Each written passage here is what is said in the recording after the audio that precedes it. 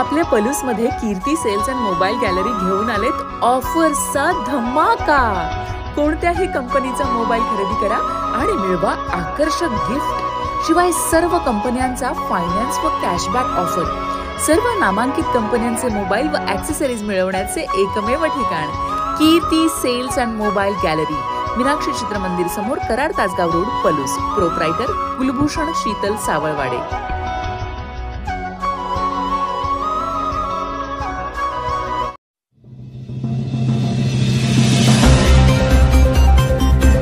सांगलीत ऊस दरावर तोडगा नाहीच। जिल्हाधिकारी कार्यालयातील बैठक निष्फळ।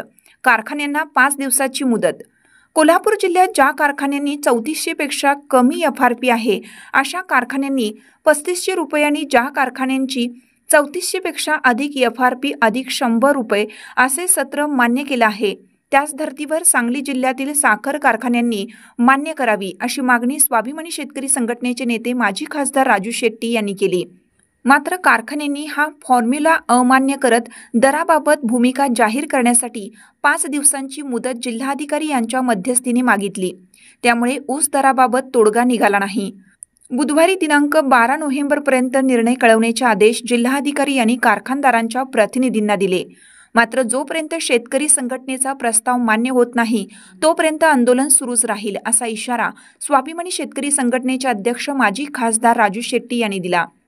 जिल्ह्यातील साखर कारखान्यांनी उसाला विनाकपात प्रति टन 3751 रुपये आणि मागील हंगामातील 200 रुपये हप्ता दिल्याशिवाय गाळप सुरू करू देणार नाही असा पवित्रा घेतला होता।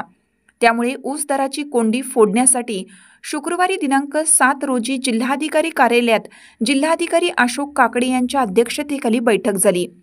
बैठकीला कोल्हापूर विभागाच्या प्रादेशिक सहसंचालक साखरचे संगीता डोंगरे, स्वाभिमानी शेतकरी संघटनेचे नेते माजी खासदार राजू शेट्टी, संदीप राजोबा, सूर्यकांत मोरे, महेश खराडे, स्वाभिमानी शेतकरी संघटनेचे पदाधिकारी यांच्यासह जिल्ह्यातील सर्व साखर कारखान्याचे कार्यकारी संचालक उपस्थित होते। परिषदेमध्ये सर्व शेतकऱ्यांनी एक मतानं उसाला पहिली उचल 3751 रुपये मिळाली पाहिजे, तसंच गतवर्षी गाळप झालेल्या उसाला प्रति टन 200 रुपये दुसरा हप्ता मिळाला पाहिजे अशी मागणी केली होती।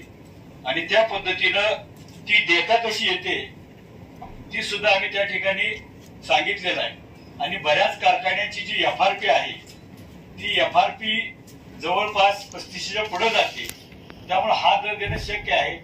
आणि मॅडम असा एक प्रश्न होता की हा दर देणं शक्य असताना देखील काही कारखानदार जी शासनाची अधिसूचना आहे 2 वर्षापूर्वीचे एक परिपत्रक आहे आणि त्या परिपत्रकामध्ये सांगितलं होतं की एखादा कारखाना